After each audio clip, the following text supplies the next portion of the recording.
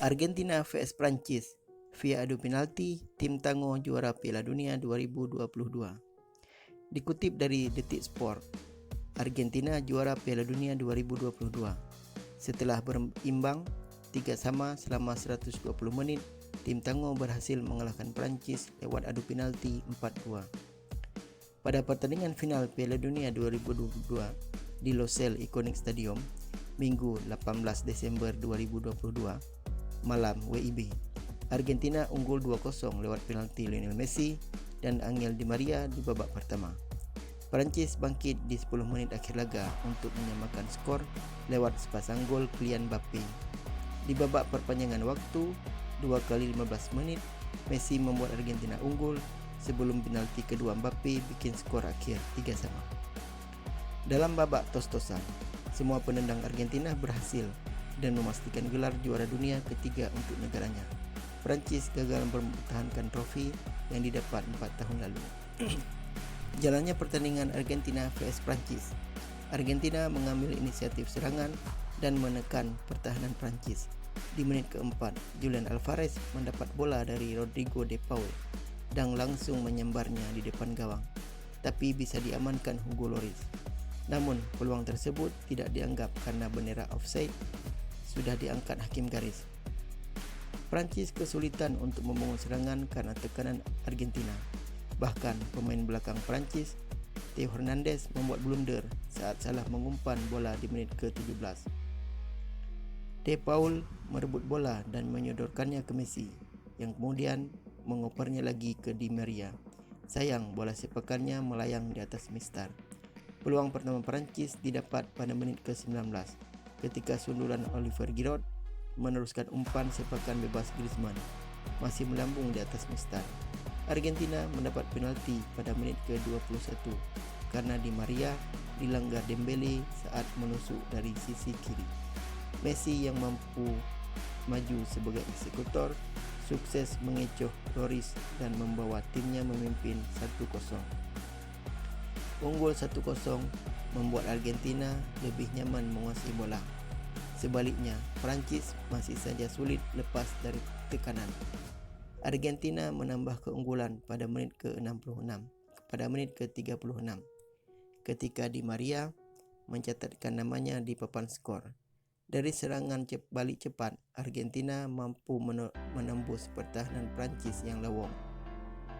Dari belakang, bola dioper ke Messi lalu diberikan ke Alvarez yang langsung menyodorkan ke Alexis Mac Allister yang berlari dari sisi kanan.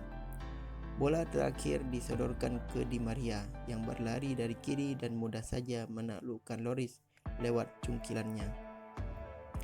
Perancis yang belum sekalipun melepaskan attempts sepanjang babak pertama mengganti Olivier Giroud serta Ousmane Dembele dengan Marcus Thuram dan Randal Kolo-Muani untuk menajamkan lini serangnya. Skor 2-0 bertahan hingga turun minum. Argentina masih mendominasi babak kedua dan nyaris mendapatkan gol ketiga pada menit ke-50 lewat sepakan volley De Paul yang masih tepat di pelukan Lloris. 9 menit kemudian, giliran Alvarez yang punya kans untuk menjebol gawang Prancis, tapi bola sepakannya bisa ditepis Lloris. Prancis sampai pertandingan berjalan lebih dari sejam belum melepaskan satu pun attempts. Mereka bahkan kesulitan untuk masuk ke sepertiga akhir dan membuat peluang. Argentina menurunkan tempo memasuki 20 menit akhir laga, sementara Prancis masih saja kesulitan menciptakan peluang. Prancis memperpanjang napas pada menit ke-79 ketika wasit menghadiahi penalti menyusul pelanggaran Nicolas Otamendi kepada Kolo-Muani. Mbappe sukses menjaringkan bola ke pojok kanan gawang meski Martinez menebaknya. Mbappe, penyerang 23 tahun itu, kembali membuat gol dan bikin skor sama 2-2. 2 menit setelah gol pertamanya, Mbappe membobol gawang Martinez lewat sepakan volley kaki kanan meneruskan umpan Thuram. Penyelamatan gemilang dibuat Lloris di menit akhir injury time saat menepis bola sepakan Messi dari jarak 25 yard. Skor 2-2 bertahan hingga 90 menit laga berakhir dan extra time 2 ke 15 menit pun dimainkan. Argentina pada babak pertama extra time membuat peluang berbahaya menit-menit akhir. Dua-duanya dari Lautaro Martinez. Pertama, sepakan Lautaro di tengah kerumunan pemain berhasil diblok Upamecano pada menit ke-105.